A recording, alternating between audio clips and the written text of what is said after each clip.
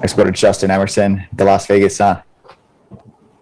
Hey, Marc-Andre. We were talking to Kelly McCrimmon yesterday, and he had made a comment about how he thought that going out and getting Mark Stone kind of changed the entire complexion of the team for the last couple of years. So I'm kind of curious when a team does go out and get a star player like Stone or Alex Petrangelo last summer, just kind of what it does inside the room for maybe kind of the belief that management's going out and getting you guys a big name to help out. I thought, our first season, nobody expected us, right, to be where we were and to make it to the finals there. But, in that season, most guys had their best career ever, right? And from there on, I thought we had a good core and we were able to get some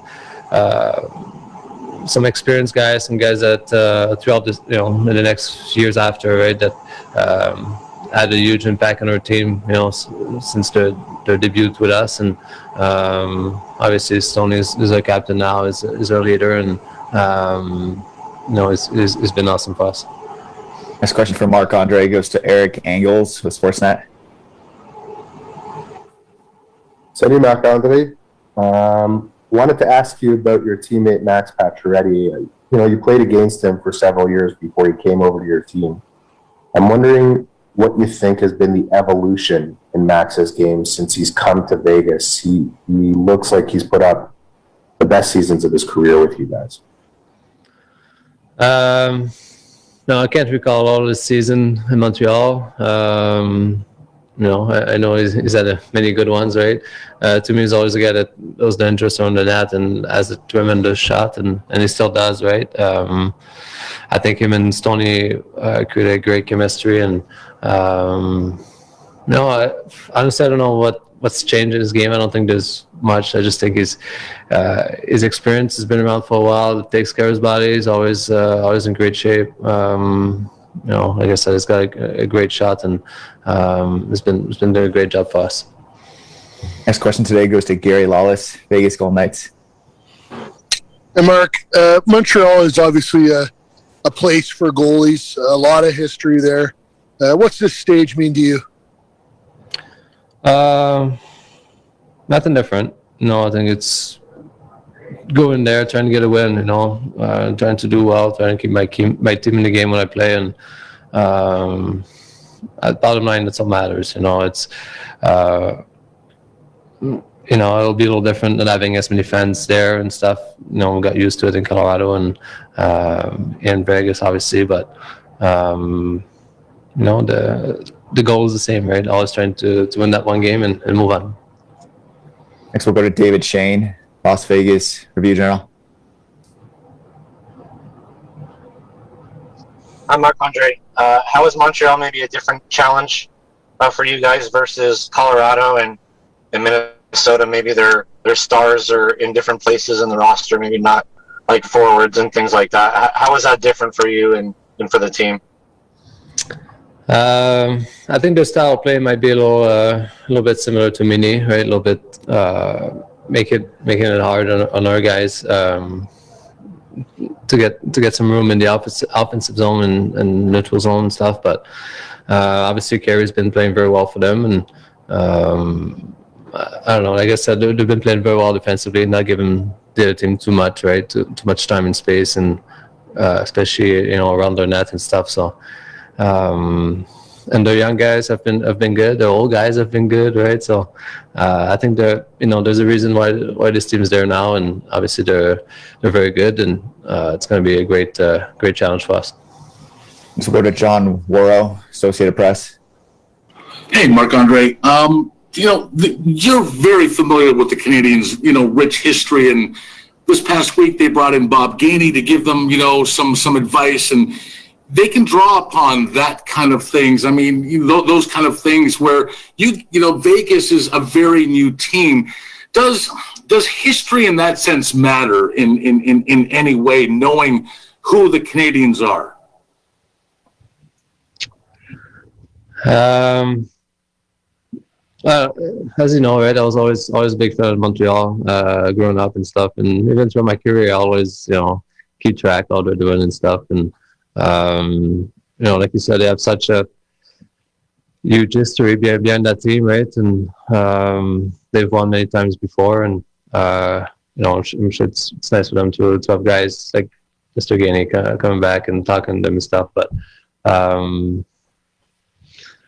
but I don't know. Like the game's still played on the ice with the guys in the locker room and stuff. So it doesn't matter if you have 24 cups or not. I think it's just you gotta play the game in the moment, right, in the present, and be ready for that moment and try to win that game, and not think about the future, not think about the past, right, and just do your best. Time for a few more questions in English from Marc-Andre. Next one goes to Chris Matthews with Channel 8 Las Vegas. Hey, Marc-Andre, I was just wondering if you can kind of, you think of the teams that haven't been won playoff series in a while, and here it is, the Golden Knights in the Final Four for the third time in 4 years. Can you kind of put that in perspective? How is that possible? I don't know. I'd say the whole organization has been good. I think putting that team together at first year and being able to get everybody to believe in ourselves to make it happen, and playing in the same way, and then throughout this, like I said before, adding some guys. Max came in that one summer, and then Stoney a little later, Petro, and many more guys, right? Like came to our team, and everybody's contributing to our success. And I think we're all hungry, not angry, hungry, to win it, right? And Vegas has been so fun to play here, right? The fan base that we get, the atmosphere we get in the building makes it a lot of fun, and I want to bring a winning season here to Vegas. Final question in English from Marc-Andre goes to Vince Sapienza, Channel 5 Las Vegas. Mark, after Game 6, you talked about how there's been no panic in this group, whether it was against Colorado or against Minnesota. And then pre-game skate, ahead of Game 6, Jonathan Marchessault's hiding hockey sticks from guys before the game. I'm just talking about the looseness of this group. Is that just because it's a veteran-laden group, or is that a necessary component this type of year to stay loose, to not, overthink the moments, even though the stakes are at their highest? I think it's important. You can't be stressed and worried all day long every day of playoffs. I think we're lucky to be where we're at, and we're gonna enjoy it. And obviously we have a great bunch of guys, and so I can play little games on each other like that. It's a good way to stay loose and just get ready for the game. But once game time comes, like, this doesn't affect our focus or work ethic, throughout the game. I think it's just I think it's a mindset to be relaxed and be confident, and when game time comes, we're ready to roll. I'll take a few questions in French here for Marc-Andre Fleury. Next we'll go to Jean-François Chamon, le Journal de Montréal. Salut Marc-André. Ça va très bien. Ouais. Écoute, question, je sais que c'est une année quand même spéciale pour toi. Pour une première fois, tu es candidat au trophée Vézina. C'est une belle saison, un super beau retour. D'affronter le Canadien, est-ce que ça ajoute une couche de plus à cette saison particulière?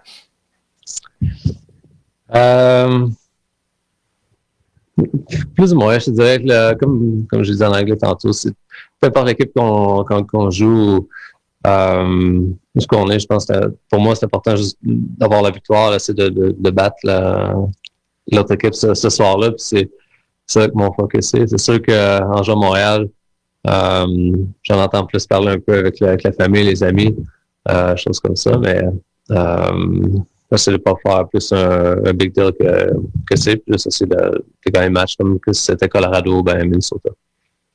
Next we'll go to Terry Bordeaux, RDS.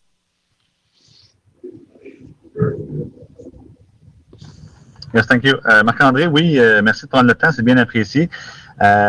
Tu pourrais, dans cette série-là, si tu gagnes 4 matchs, passer au 3e rang de l'histoire des gardiens victorieux en série. Ce serait une marque extraordinaire pour toi. Mais à quel point il faut se méfier d'une équipe comme le Canadien qui est vraiment, vraiment négligée par la plupart des experts cette année, considérant le fait que la saison à Montréal était moins rose que celle à Vegas et que vous venez peut-être de battre meilleure équipe sur papier qui restait là, dans le but de dernière. Je parle de l'Avalanche.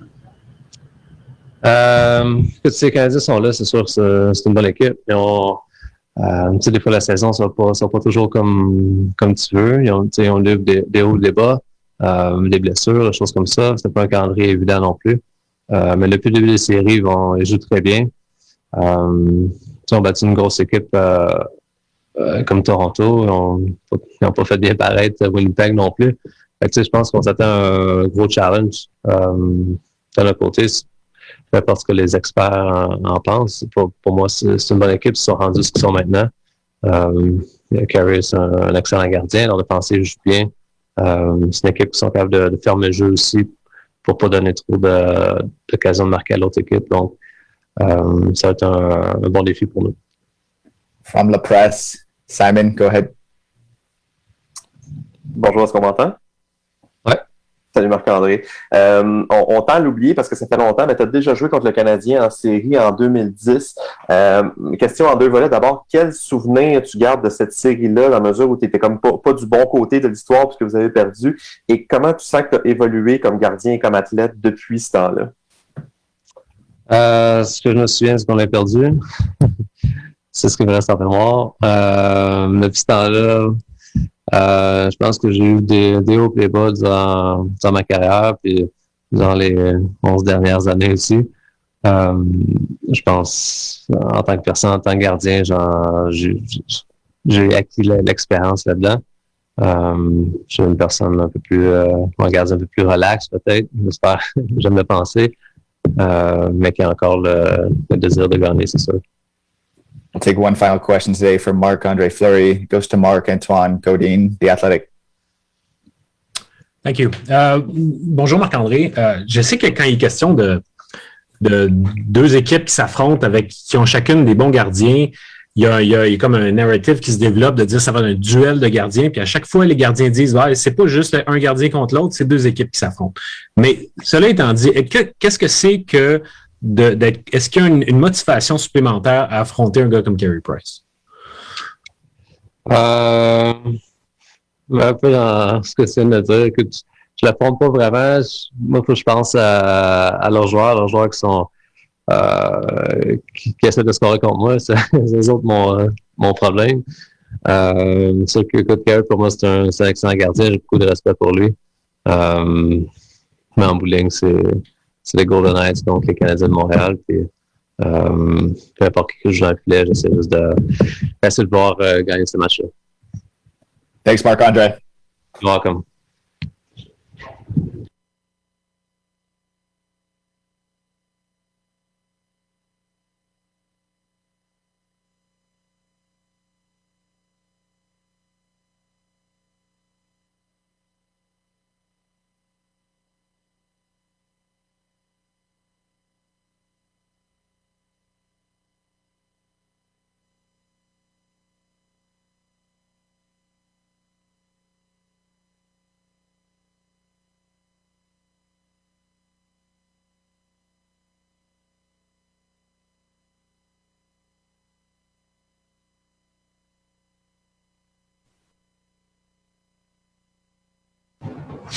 Now open up to questions for Golden Knights forward Riley Smith.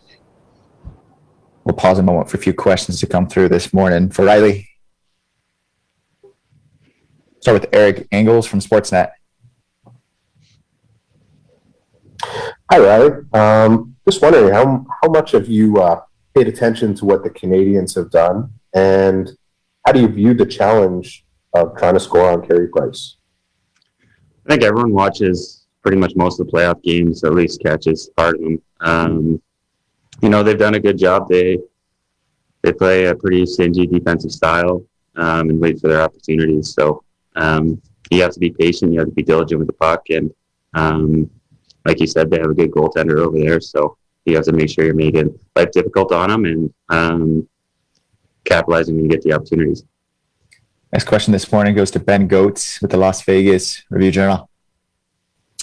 Hey, Riley. Jonathan Marchessault had a really good series against Colorado, and it seems like he's come up with a big goal just about every time you guys have needed it in the playoffs. I guess, what is it about him that allows him to kind of rise to the occasion so often for you guys?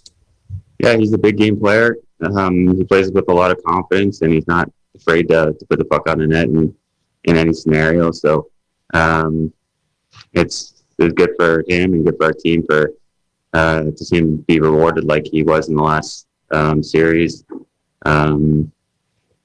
Like he had 3 goals in that one game, but I think each one of them was really important and really did a lot of stress on our team. So we'll need something like that in this next series, and I'm sure he's up for the task.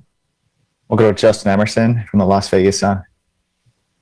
Hey, Riley, I just asked Marc-Andre, but I wanted to ask you too. Kelly McCrimmon said yesterday that the first year was fantastic, but that getting Mark Stone kind of changed the complexion of the group going forward. What does it do when management goes out and gets a Mark Stone, Max Pacioretty, Alex Pietrangelo, those kind of guys, and adds them to your group? It does a ton. They're world-class players, and they help you win those tough games. I think Stevie's line with Stone and Patch did a great job last series. You're not always going to have the task of shutting down some world-class players, but they stepped up to it, and I think that was actually the big changing point of the series for us. So those guys are huge. Management has done it time and time again where they try to pretty much pick up the best player available whenever they get the opportunity to do that. So and we've always had a winning mentality here, and I don't see that changing anytime soon. Next, we'll go to Vince Sapienza from Channel 5 Las Vegas. Hey, Riley, just how different is it this time around, preparing for a team you haven't seen in 15-plus months? You play Colorado and Minnesota a bunch during the regular season. How big of a challenge is that, I guess, going into this series, and how important, I guess, is these few days off to prep and get ready for that team? Prep is going to be key. It will be weird. Just, you play the same team so many times, and their tendencies. Montreal's going to come in here kind of with a fresh slate, and you can watch video, but sometimes it just takes those first couple shifts to really hone in on what they're doing on the ice and get your timing right against a team that you haven't seen all year. We'll prep as best as we can, and we'll be ready to play our game. Obviously, a few adjustments playing Montreal, but I think when we're at our best, we're really focused on what we do and letting other teams adjust to that. Time for a couple more questions for Riley Smith. Next one goes to John Worrow, Associated Press. Hey, Riley. The Canadians are embracing their underdog label, given, where they finished in the standings and how everybody in Canada counted them out. And so obviously that's part of being loose and trying to put the pressure on the Golden Knights. Is that in any way effective for, either them being the underdog or you guys being the so-called, heavy favorites? I don't think so. It's all talk, and media likes to build up stories. For us, we've been a good team all year, and we want to continue that. I think we're good playing a lot of different situations. So honestly, I don't really think it affects us too much. When we're playing our game, we're fast, we're direct, and we're heavy on the forecheck. So if other teams can adapt and be able to play against us, then power to them. But I don't think that these storylines are really going to change the on-ice game plan at all. Next, we'll go to Jean-François Chamon, the Journal de Montreal. Hi, Riley. You're in Vegas since day one, just like Marc-Andre Fleury. At 36, he might be playing the best season of his career. Is there anything surprising you with the way he bounced back this year and the way he's carrying the team in front of you? It's not surprising me this year. Ever since the first year I was able to play with him, he comes into the rink every day with a positive outlook and a lot of hard work. He's out there all the time, working as hard as everyone in practice, and he's competitive every time he steps on the ice. So, I think it was shocking for me the first year to see that from a veteran goalie like him who's been around for so long. But since then, it's just who he is, and that's why he's a Hall of Fame player. Next, go to David Shane with the Las Vegas Review-Journal. Hi, Riley. Excuse me. What do you remember about Nick Suzuki when he was with the organization, and what have you been impressed with from what you've seen the last couple of years from his game? Didn't see much of him when he was here. Probably just a development camp or a training camp. Sorry. He's a skilled young player. He does well with time and space, and like many NHL players, you got to try to take that away from them to make it difficult on him. But he's done well for himself, so hats off to him. It's tough being traded earlier in your career, but he's done a good job, and he's ran the opportunity in Montreal. Last question today for Riley Smith goes to Chris Matthews, Channel 8 Las Vegas. Hey, Riley, can you kind of put this run, these 4 years in perspective when you think of franchises that haven't won even playoff series in a long, long time, and here are the Golden Knights in the Final Four for the third time in 4 years. Can you kind of help us understand how significant, how special that is, and put it all in perspective? Well, hopefully I can put it in perspective in about a month or so. We've had a lot of success here, but we haven't got to where we want to be. So, without a Stanley Cup, we're still chasing something. So, hopefully we have the group here to keep on pushing forward and give us that opportunity to play for that this year. Thanks, Riley. Thank you.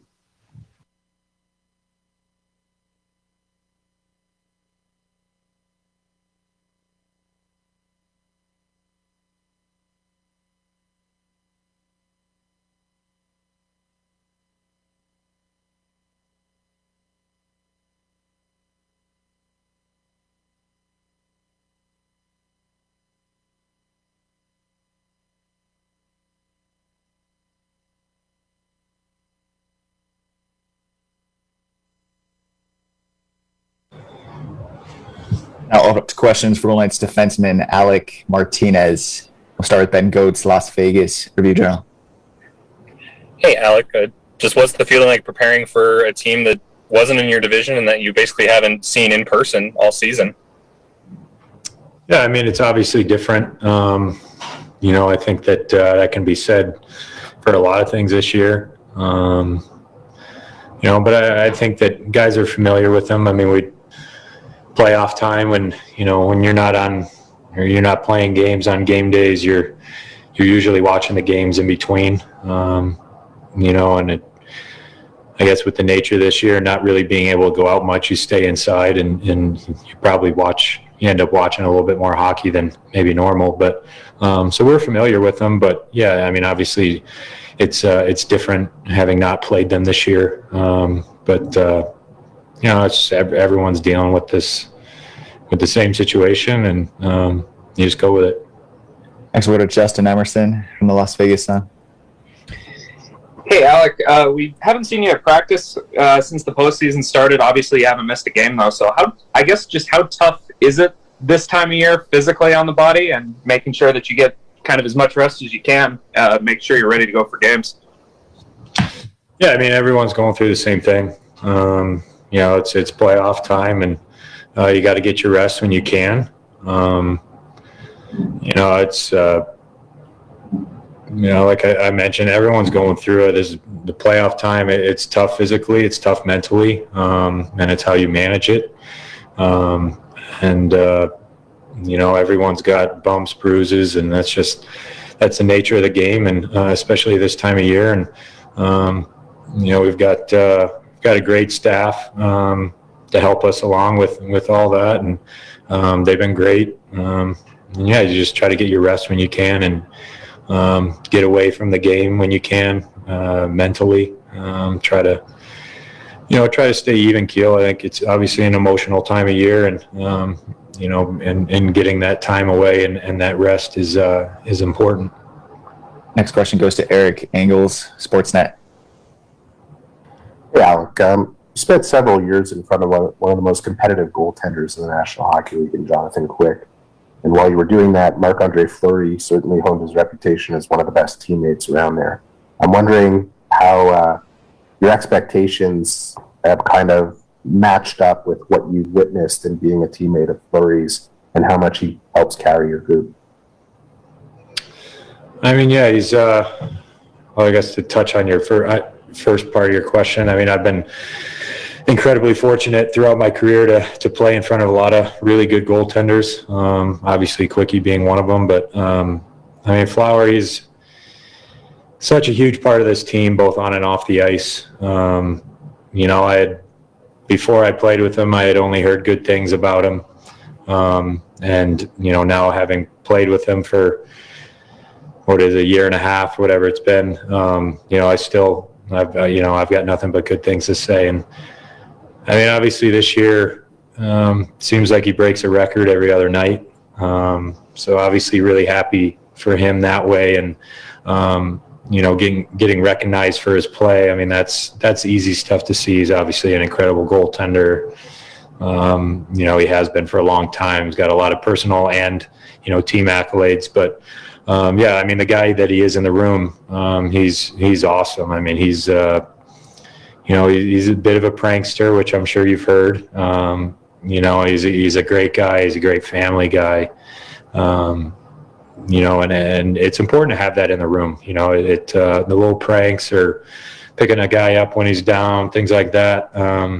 You know, that goes a long way. And Flower is you know, he's the total package. And, you know, it's definitely been fun to play with him.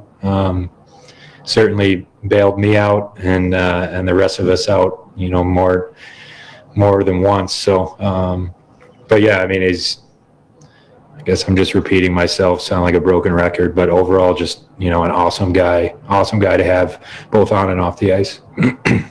Time for two final questions for Alec today. Next one goes to Simon Olivier, the press.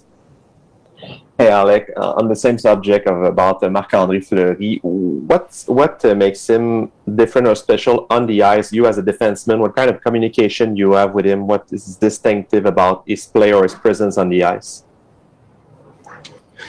I mean, there's a lot of different things. His competitiveness, I think his attitude, I think, I mean, I don't want to speak for him, but I would imagine that he would say that he's probably playing his best when he's having fun. You know, he's pretty vocal back there, whether it's, you know, talking about a play, letting the D-man know if there's a guy hanging, you know, on the backside or, you know, directing us on where to, you know, make a play with the puck. And he's also, I mean, he pumps our tires back there. You know, if we come up with a big block or a good play, he's hooting and hollering back there. And it's, you know, it's definitely, it's something that makes it fun. And I think that's, you know, maybe one of the things aside from, you know, obviously work ethic and taking care of his body and the talent that he has, I think that, you know, that's something that can set him apart is his attitude and his, you know, just the way that he has fun. I mean, it's, you know, I've read quotes from him that it's, you know, he's having fun and, you know, he's a little goofy out there at times and, you know, it's definitely fun to be a part of.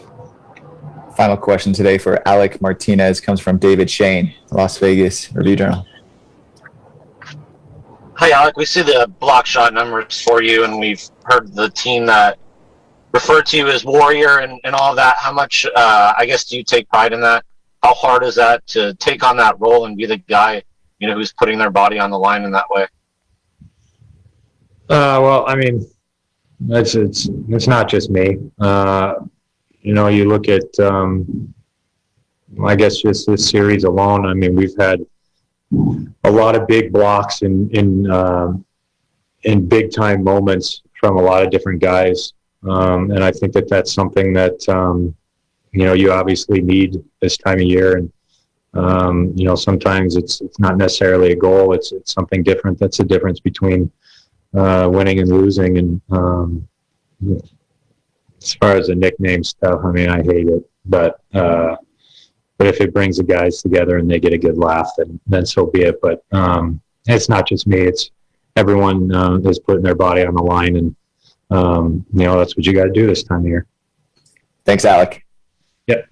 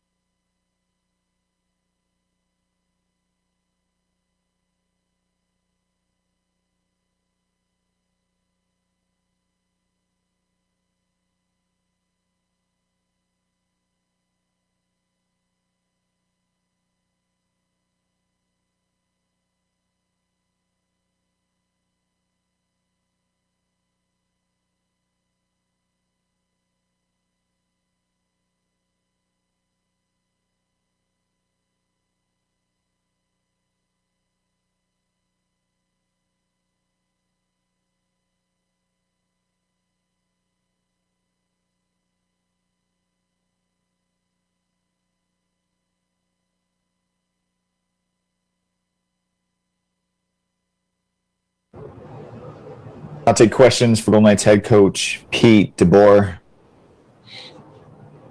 Start with Ed Graney from the Las Vegas Review-Journal. Hey, Ed.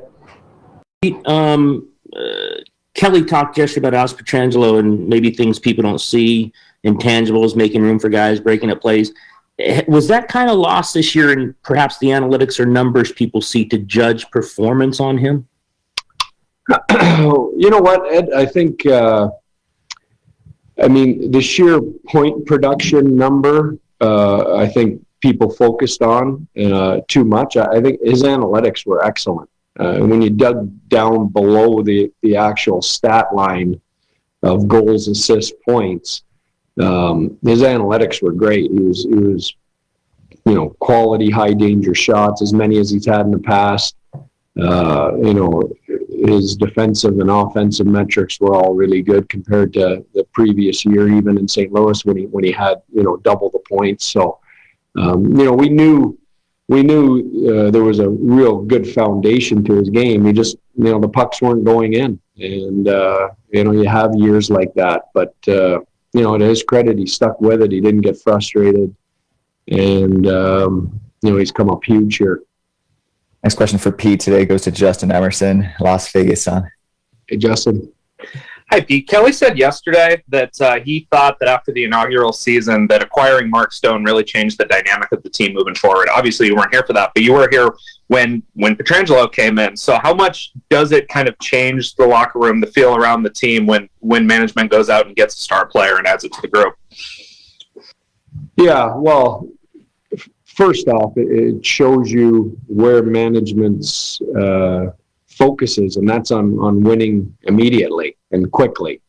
And I think our owner has said that from day one. He was talking about the Stanley Cup, I think, the day they awarded him the franchise. So that's the type of environment you want to work in as a coach or a player, where there's one one goal, and that's to win and win as quickly as possible. And let's do whatever we have to do in order to give ourselves that opportunity.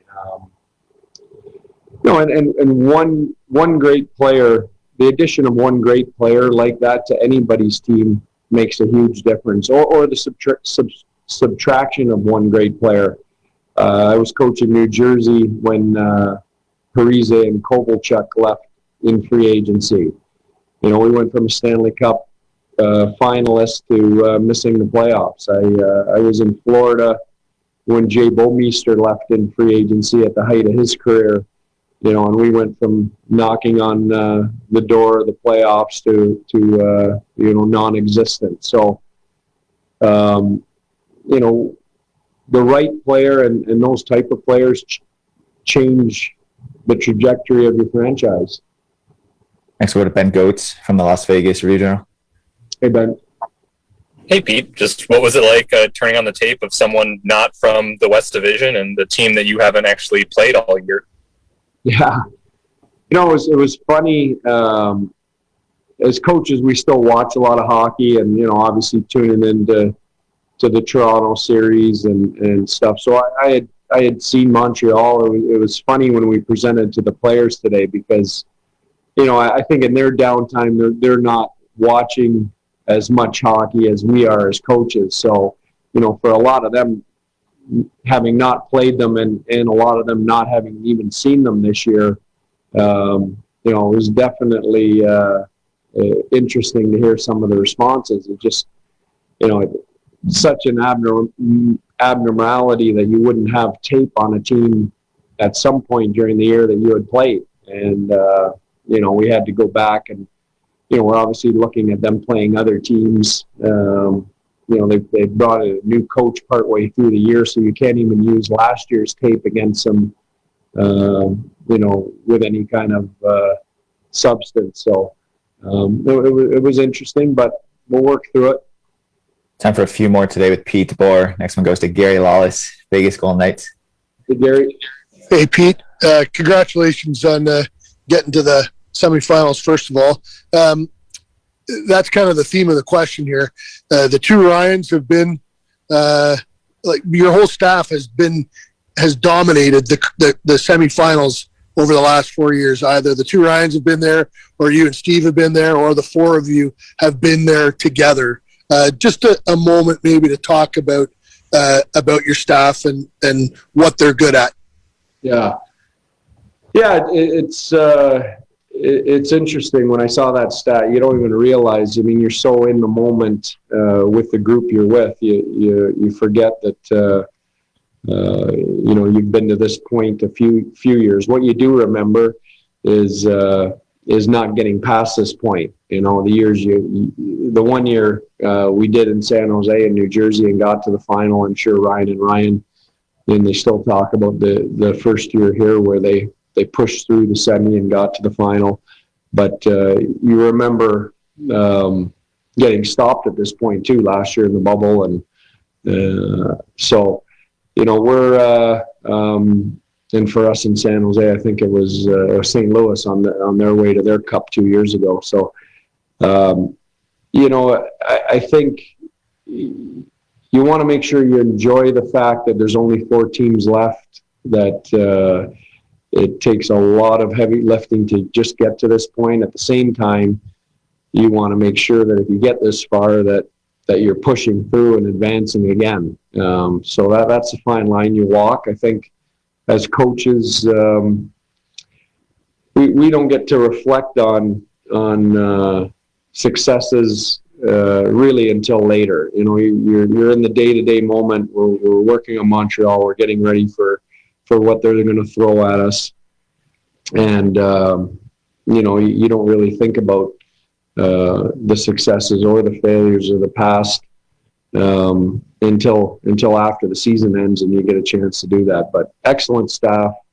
Anytime you inherit guys, I inherited Ryan and Ryan, you never know, how that's going to mesh and gel, but it has. And, I think our staff has done a great job, especially under the circumstances of the last 18 months. Next question for Pete goes to David Shane from the Las Vegas Review-Journal. Hey, David. Hi, Pete. Just briefly, is it safe to assume Alex Tuck and Braden McNabb were maintenance days today, not being out there? And then just more specifically with Montreal, what do they present maybe that's different than Colorado? And Kelly kind of compared them a little bit to Minnesota in terms of style of play, but certainly their stars are, set up differently in terms of where they are in the lineup. Yeah. Yeah, yes, on maintenance days for those two guys.